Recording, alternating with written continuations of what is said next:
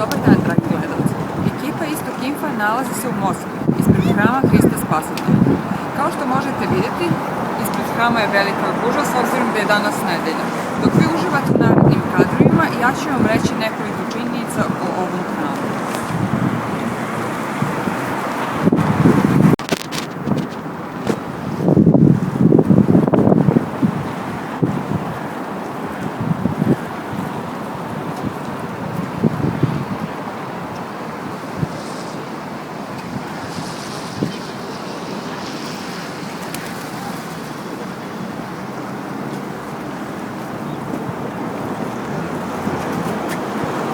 Septembra 1839. godine održana je godišnjica od počinjenja gradnje hrama Hrista Spasitelja, koji predstavlja spomenik za hrabrost ruskom narodu u velikom otadžbinskom ratu 1812. godine.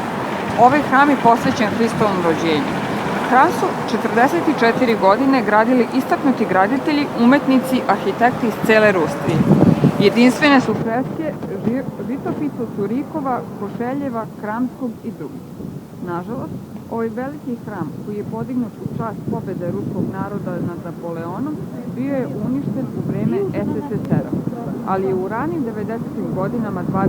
veka nanovo izgrađen prema crtežima i starim fotografijama. Obnovljen je i dizajn, freske, mozaici i to tako da se ne razlikuje puno od vremena pre njegovog rušenja.